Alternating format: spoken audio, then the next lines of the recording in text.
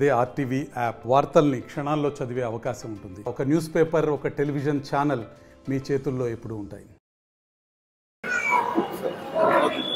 రెండు అంశాల్ని మీ దృష్టికి తీసుకొని రాదలుచుకున్నాను. మిగతా ఏదైనా ఉంటే దేశవ్యాప్తంగా సిపిఎం, సిపిఐ, మిగతా వామపక్షాలన్నీ కలిసి అమిత్ షా రాజీనామా కోసం ఆందోళన చేస్తూ ఉన్నాయి. ఇది వామపక్షాలు దేశవ్యాప్తంగా ఈరోజు దేశవ్యాప్తంగా ఈ కార్యక్రమం తీసుకున్నాం మేము. ఎందుకంటే అంబేద్కర్ను అవమానించిన తర్వాత ఈ రాజ్యాంగాన్ని కాపాడుతారు బీజేపీ వాళ్ళని ఎవరికి నమ్మకం లేదు. అంబేద్కర్ ఈ రాజ్యాంగ విలువలకు ప్రతీక. ఆయన ఆ రాజ్యాంగం పిటిగా, ఆ రాజ్యాంగంలో ఉండేటువంటి అంశాలు సర్వస్వం అంబేద్కర్ రచయితగా రాసినాడు. రచయితగా అంటే ఆయన రాసినటువంటి డ్రాఫ్టింగ్ కమిటీలో. ఇప్పుడు ఏమంటున్నాడు అమిత్ షా? అంబేద్కర్ అంబేద్కర్ అంబేద్కర్ అంబేద్కర్ 5 సార్లు అన్నాడు. ఇదేనా మీకు? ఆ దేవుని తలుచుకొని పుణ్యం వస్తుంది. దేవుని తెలుసుకో. నువ్వు దేవుని తెలుసుకోవడానికి, అంబేద్కర్ తెలుసుకోవడానికి ఏంటి సంబంధం? ఏమిటిది? నువ్వు ఒక వ్యక్తిగా నువ్వు పూజ పునస్కారాలు చేసుకొని దేవుని కొలుచుకో. కానీ ఈరోజు అంబేద్కర్ను గురించి ఎందుకు చర్చిస్తున్నారు పార్లమెంట్లో? ఈ రాజ్యాంగానికి నరేంద్ర మోడీ ప్రభుత్వం వల్ల లేదా బీజేపీ వల్ల నష్టం జరుగుతుందనేది మా ఆరోపణ. రాజ్యాంగంలో ఉండేటువంటి రిజర్వేషన్లకు ప్రమాదం వచ్చింది, రాష్ట్రాల హక్కులకు ప్రమాదం వచ్చింది, సెక్యులరిజానికి ప్రమాదం వచ్చింది, ఫెడరల్ వ్యవస్థను నాశనం చేస్తున్నారు.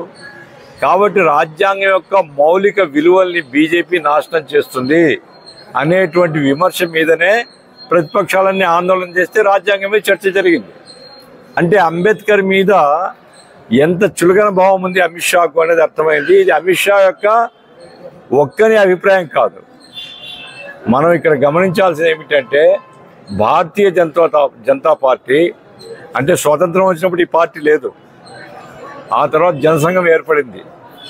జనసంఘం తర్వాత రూపాంతరం చెంది భారతీయ జనతా పార్టీ అయింది. అంటే ఈ పార్టీ జనసంఘం పెట్టిన వాళ్ళకి కానీ, భారతీయ జనతా పార్టీ పెట్టిన వాళ్ళకి కానీ భారత రాజ్యాంగం మీద ఆది నుంచి, ప్రారంభం నుంచి కూడా గౌరవం లేదు. ఎందుకంటే వీళ్ళు మనుస్మృతిని నమ్ముతారు. మనుస్మృతి అంటే వర్ణ వ్యవస్థను గౌరవించేటువంటిదే మనుస్మృతి. అగ్రవర్ణ ఆధిపత్యం, శూద్ర కులాల్ని అణచివేయడం, ఇది మనుస్మృతిలో భాగం. కాబట్టి ఈరోజు అంబేద్కర్ను అవమానం చేసే ధైర్యం వచ్చింది అమిత్ షాకు.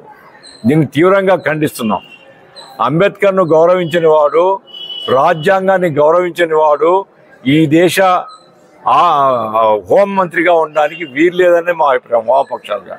కాబట్టి దేశవ్యాప్తంగా అన్ని వామపక్షాలు కలిసి ఈరోజు కార్యక్రమాలు నిర్వహిస్తున్నాయి. దయచేసి మీ ద్వారా ప్రభుత్వానికి హెచ్చరిక చేసేది ఏంటంటే అమిత్ షాను ఆయనన్నా రాజీనామా చేయాలా, లేదా నరేంద్ర మోడీ అన్న బర్తరఫ్ చేయాలా. ఇవి చేయకపోతే మాత్రం రాబోయే కాలంలో ఇంకా ఆందోళన పెరుగుతుంది. మరింత అమిత్ షా రాజీనామా చేసి గౌరవాన్ని కాపాడుకోవాలా, లేదా నరేంద్ర మోడీ ఆయన బర్తరఫ్ చేయాలా అనేది ఇది సిపిఎం పార్టీగా మా డిమాండు. ఈ ఒక అంశం. ఈ రాష్ట్రంలో అత్యంత వెనుకబడినటువంటి జిల్లాగా కర్నూలు జిల్లా ఉంది. ఒకప్పుడు అనంతపురం బాగా వెనుకబడిన జిల్లా.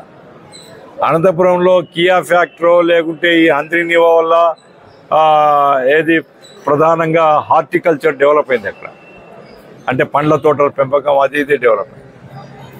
కర్నూలు జిల్లాలో పడమటి ప్రాంతం, కర్నూలు టౌన్ అంటే పెద్ద ఊరు కాబట్టి అది బతుకుతున్నారు. కానీ ఆ తర్వాత కోడుమూరు దగ్గర నుంచి కోసగి వరకు, కౌతాలం వరకు, మొత్తం ఈ ప్రాంతాన్ని ఆలూరు, పొలగొండ వరకు తీసుకుంటే ఈ ప్రాంతం అంతా కూడా నిత్యం కరువుతో బాధపడుతుంది.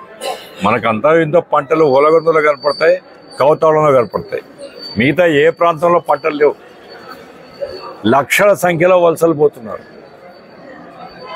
మొత్తం ఈ రాష్ట్రంలో, ఆంధ్రప్రదేశ్ రాష్ట్రంలో అక్షరాస్యతలో అత్యంత వెనుకబడినటువంటి జిల్లా కర్నూలు జిల్లా. కాబట్టి ఈ జిల్లా అభివృద్ధి కోసం ఆ రోజు విభజన హామీల్లో వెనుకబడ్డ జిల్లాలకు ప్రత్యేకంగా ప్యాకేజ్ ఇస్తామని కేంద్ర ప్రభుత్వం చెప్పింది. భారతీయ జనతా పార్టీ సిద్ధంగా లేదు.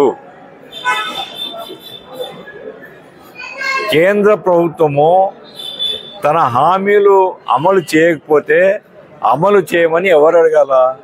రాష్ట్ర ప్రభుత్వం అడగాల. దౌర్భాగ్యం ఏమిటంటే రాష్ట్ర ప్రభుత్వము మూగబోయింది. ఈ ప్రాంతం అభివృద్ధి పట్ల, వెనుకబడ్డ ప్రాంతాల అభివృద్ధి పట్ల రాష్ట్ర ప్రభుత్వాలు, ముందున్న జగన్ ప్రభుత్వం కానీ ఇప్పుడున్న చంద్రబాబు ప్రభుత్వం కానీ ఏమీ అడగడం లేదు. ఇప్పుడు విభజన హామీలు మేమేదో అక్కడ రైల్వే జోన్ తెస్తున్నాం, అదే రైల్వే జోన్ తేండి మంచిదే, కానీ వెనుకబడ్డ ప్రాంతాల ప్రాజెక్టులు ఏమిటి? వెనుకబడ్డ ప్రాంతాల అభివృద్ధి ఏమిటి? కేంద్ర ప్రభుత్వాన్ని ఎందుకు నిలవేయరు?